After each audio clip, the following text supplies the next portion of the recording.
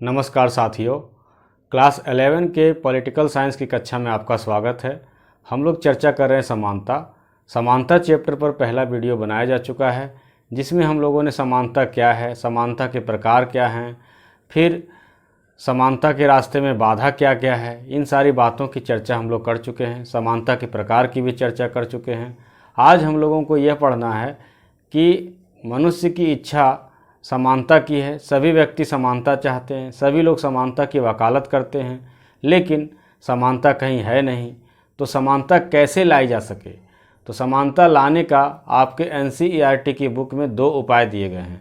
पहला, निषेध और विशेषाधिकारों की समाप्ति के द्वारा, और दूसरा, विशेष बर्ताव के द्वारा, विभेदक बर्ताव के द्वारा समानता। तो चलिए हम लोग पहले उपाय की बात करते हैं। पहला उपाय है निषेध और विशेषाधिकारों की समाप्ति। जैसा कि हम लोग जानते हैं कि भारतीय समाज ही नहीं बल्कि विश्व के सभी समाजों में कुछ वर्गों को विशेष अधिकार दिए गए थे, तो कुछ वर्गों को सामान्य अधिकार भी नहीं थे। जैसे फ्रांस की क्रांति के समय हम लोगों ने देखा था कि फ्रांस में पादरी वर्ग अर्थात प्रथम स्टेट और द्वितीय स्टेट के लोगों को विशेष अधिकार प्राप्त थे। वो विशेष रूप से भोग विलास करते थे और राजसत्ता का भोग करते थे, जबकि तृतीय क्लास के लोग, तृतीय स्टेट के लोग सामान्य अधिकारों से भी वंचित थे। वही हालत हमारे देश में भी थी।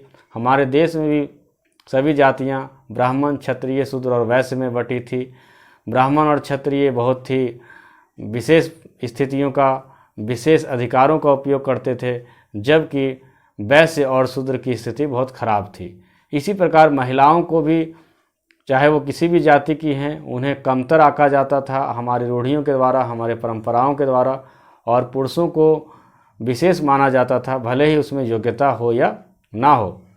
तो हमारे रीति रिवाज जो किसी विशेष वर्ग या विशेष लिंग या विशेष धर्म को विशेष संरक्षण देते हैं, विशेषाधिकार देते हैं, और किसी वर्ग को सामान्य मानवोचित व्यवहार से भी, मानवोचित सम्मान से भी, उसकी गरिमा से भी वंचित करते हैं, इसे हटाना चाहिए। इसे हटाए बिना समाज में समानता नहीं आ सकती है। इसी प्रयास में हमारे देश में चूँकि कानून है, हमारे देश में जो 6 मौलिक अधिकार हैं, उसमें पहला मौलिक अधिकार समानता का अधिकार है, और इसमें बहुत तरह के समानता की बात की गई है कि किसी भी व्यक्ति के साथ जाति, धर्म, लिंग, जन्म स्थान के आधार पर भेदभाव नहीं किया जाएगा। सभी व्यक्तियों को सार्वजनिक नौकरियों में विशेष अवसर प्रदान किया जाएगा, समान अवसर प्रदान किया जाएगा। तो ये सारी चर्चाएं हमारे संविधान में है।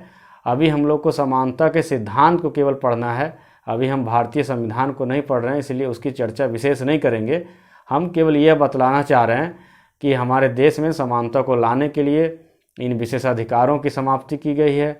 विशेष रूप से अनुच्छेद 17, जिसमें छुआछूत की समाप्ति की गई है। जो एक विशेष वर्ग के साथ छुआछूत का व्यवहार होता था, उन्हें मानव से कम समझा जाता था, उनके साथ मानवोचित व्यवहार नहीं होता था, उसे अपराध घोषित किया गया है। इसी प्रकार अब महिलाओं के साथ भी भेदभाव आप नहीं कर सकते हैं। तो ये है कि जो विशेष प्रथाएं और कुछ विशेष प्रावधान, रूढ़ियाँ, मान्यताएं जो विशेष वर्ग को अधिकार देते हैं और किसी दूसरे वर्ग को अधिकारों से वंचित करते हैं, इन्हें कानून के द्वारा समाप्त करना, उन्हें निषेध करना, विशेषाधिकारों की समाप्त करना, तभी आ सकता है समानता। ये तो नेगेटिव उपाय है, लेकिन एक पॉजिटिव उपाय भी है, दूसरा उपाय, जिसे कहते हैं विभेदक बर्ताव के द्वारा समानता लाना। अब केवल कानूनी प्रावधान कर देने से समानता नहीं आएगा। कुछ लोगों को विशेष ट्रीटमेंट की ज़रूरत पड़ती है, जैसे कि विकलांग लोगों को रैंप की ज़रूरत पड़ती है। तो विद्यालयों में या सार्वजनिक कार्यालयों में रैंप की सुविधा करना, उनके साथ विशेष बर्ताव करके उन्हें अवसर प्रदान करना है। अब पिछड़ी जातियों को, हरिजन, SC ST को आरक्षण की व्यवस्था की गई है, क्योंकि वो सदियों से वंचित और शोषित रहे हैं। इसलिए उनको मुख्य धारा में लाने के लिए, बराबरी में लाने के लिए, उनको भी प्रतियोगी, प्रतिस्पर्धी बनाने के लिए आरक्षण की व्यवस्था की गई है। हालांकि इसकी काफ़ी आलोचना भी होती है, इसमें 2 पक्ष में बढ़ जाते हैं सभी लोग। तो ये विशेष प्रावधान है। अब महिलाओं को विशेष सुविधा दी जाती है जगह जगह पर। मान लीजिए कि पुलिस की बहाली भी है, तो उनकी ऊंचाई वगैरह में उसे विशेष छूट दे जाता है। अगर वो नौकरी वाली हैं तो उन्हें मातृत्व अवकाश ज़्यादा दिन तक दिया जाता है, पुरुषों को पितृत्व अवकाश कम दिन मिलता है। तो ये सब विभेदक बर्ताव है, और विभेदक बर्ताव लगता है हास्यास्पद। कोई कह सकता है, इसकी आलोचना कर सकता है कि ये कैसी समानता है जिसमें अलग अलग व्यवहार अलग अलग लोगों के साथ किया जाता है। लेकिन इसका मकसद जो है वो समाज में समानता लाना है, देश में समानता लाना है, और इन विभेदक प्रयासों को ही सकारात्मक कार्रवाई कहते हैं। तो सकारात्मक कार्रवाई किसे कहते हैं, सकारात्मक कार्रवाई क्या है, चलिए इसकी डिटेल में हम लोग चर्चा करते हैं। सकारात्मक कार्रवाई का अर्थ है कि केवल कानून के द्वारा औपचारिकता पूरा कर लेने से समानता नहीं आती। अर्थात हमारे देश में 6 मौलिक अधिकार हैं, जिसमें सबसे पहला मौलिक अधिकार जो है वो समानता का अधिकार है। तो केवल कानूनी रूप से संविधान में लिख देने से हमारे देश में समानता नहीं आ जाती। तो समानता लाने के लिए कुछ ठोस कदम उठाने पड़ते हैं, कुछ विशेष प्रावधान करना पड़ता है। इसके लिए हमारे देश में आरक्षण की व्यवस्था की गई है, रिजर्वेशन की व्यवस्था की गई है। अब ये ऐसी व्यवस्था है जिससे पूरा देश 2 भाग में बढ़ जाता है। इसके समर्थक इसको छोड़ना नहीं चाहते हैं और इसके आलोचक इसे समाप्त करना चाहते हैं। आलोचक कहते हैं कि रिजर्वेशन भी एक तरह का असमानता को जन्म देने वाली चीज़ है, रिजर्वेशन को समाप्त करना चाहिए। रिजर्वेशन को वो बहुत ही खराब मानते हैं। लेकिन इसके पक्षकार कहते हैं कि जो सदियों से वंचित हैं, जो सदियों से पीड़ित हैं, जिनके पास ज़मीन जायदाद कम है, जिनके पास शिक्षा कम है, अगर उनको अब सामान्य बच्चों के साथ उतार दिया जाए कंपटीशन में, तो वो उसका मुकाबला नहीं कर पाएंगे और वो समानता की बातें केवल थोथी रह जाएगी। इसलिए समानता को अगर धरातल में उतारना है तो वंचितों की पहचान करके उन्हें विशेष बर्ताव देना, उन्हें विशेष सपोर्ट देना, उनको शिक्षा में और नौकरी में आरक्षण देना आवश्यक है। अब एक सवाल यहाँ उठ जाता है कि वंचित कौन है। तो हमारे देश में वंचितों को छांटने का या चयन करने का जो प्रक्रिया है वो सामाजिक और आर्थिक है, कि सामाजिक और आर्थिक रूप से जो पिछड़े हुए हैं वो वंचित हैं, पिछड़े हैं। लेकिन आर्थिक कम है और सामाजिक ज़्यादा है। अब जो सामाजिक रूप से पिछड़ी जाती हैं, दलित हैं, हरिजन हैं, उन लोगों को मान लिया गया है कि ये रिजर्वेशन के अधिकारी हैं, इनको विशेष ट्रीटमेंट के अधिकारी हैं। लेकिन उन जातियों में भी कुछ लोग 2-3 पीढ़ी से नौकरी कर रहे हैं, उनका राजनीति में बहुत अच्छा हैसियत है और वो लोग भी आरक्षण ले रहे हैं। तो यहाँ से विवाद उत्पन्न होता है और इसके आलोचक कहते हैं कि देखिए इन्हें आरक्षण की क्या आवश्यकता है और ये आरक्षण का दुरुपयोग कर रहे हैं, जबकि उसी जाति के कुछ लोग हैं जो शिक्षा नहीं पाने के कारण, समुचित शिक्षा नहीं मिल पाने के कारण वो आरक्षण का लाभ नहीं ले पा रहे हैं। तो आलोचकों का भी कहना बिल्कुल गलत नहीं है, लेकिन अब है कि वंचितों की पहचान करना, सही मायने में पहचान करना, ये सरकार का काम है। और सरकार ने इस दिशा में कदम उठाया भी है कि पिछड़ी जातियों में जो क्रीमी लेयर से ऊपर आते हैं, अर्थात कुछ इनकम तय किया गया है, वर्तमान में ये 8 लाख रुपये है, कि जिस व्यक्ति का 8 लाख रुपये सालाना इनकम है उसके परिवार के लोग आरक्षण के हकदार नहीं हैं।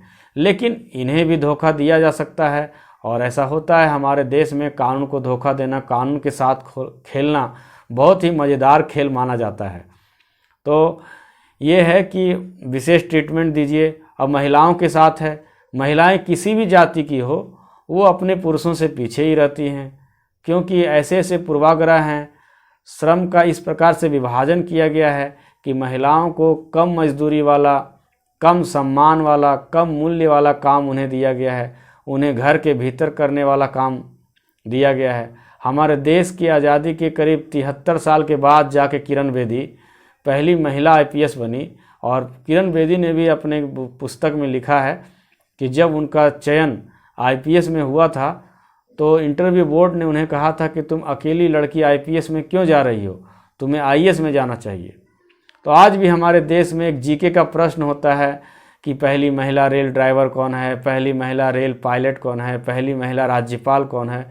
ये दर्शाता है कि महिलाएं किसी भी जाति की हों, वो क्यों ना स्वर्ण वर्ग की हो, फॉरवर्ड कास्ट की हो या बैकवर्ड कास्ट की हो या SC ST की हो, उन्हें विशेष आरक्षण की विशेष सपोर्ट की ज़रूरत होती है। उनका कुछ जैविक समस्या भी इस प्रकार का होता है कि उन्हें मातृत्व अवकाश, विशेष अवकाश आदि की सुविधा दी जानी चाहिए और हमारे संविधान में दिया गया है। अब आलोचक इसका भी आलोचना कर सकते हैं कि ये भेदभाव और फिर समानता दोनों विरोधाभासी है, लेकिन यह विरोधाभासी नहीं है। केवल हमें यह ध्यान रखने की आवश्यकता है कि समानता लाने के प्रयास में कोई इसका गलत फ़ायदा ना उठाए, जैसा कि उठाया भी जाता है, तो गलत फ़ायदा ना उठाए इसके लिए सख्त कानून बनाया जाए। और ये विभेदक प्रयास भी गलत नहीं है। तो इस प्रकार हम लोगों ने आज समानता लाने के दो प्रयास को देखा, एक विशेषाधिकार और निषेध के द्वारा और दूसरा विशेष बर्ताव के द्वारा, जिसे सकारात्मक कार्रवाई भी कहते हैं।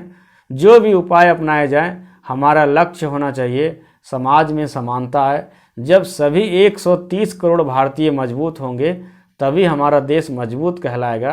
किसी खास वर्ग के आगे बढ़ जाने से या किसी खास वर्ग के पीछे रह जाने से हमारे देश का भला नहीं होगा। हमारे देश का भला तभी होगा जब सभी लोग आगे बढ़ेंगे। यहाँ तक कि पूरी दुनिया का भला तभी होगा जब पूरी दुनिया के लोगों को एक न्यूनतम आवश्यकता, एक न्यूनतम जीवन स्तर प्राप्त होगा और उसे जीवन को जीने के समान अवसर मिल पाएंगे, उन्हें उचित प्रतिष्ठा मिल पाएगी। तभी यह संसार एक हैप्पी वर्ल्ड, एक सुखमय संसार कहलाएगा। तो इस प्रकार हम लोगों ने आज यह चैप्टर को यहीं पे समाप्त किया। मिलते हैं हम लोग अगले चैप्टर में। अगर यह वीडियो आपको पसंद आया हो तो आप इसे लाइक करें, कमेंट करें और मित्रों के साथ इसे शेयर करें। तब तक के लिए जय हिंद, जय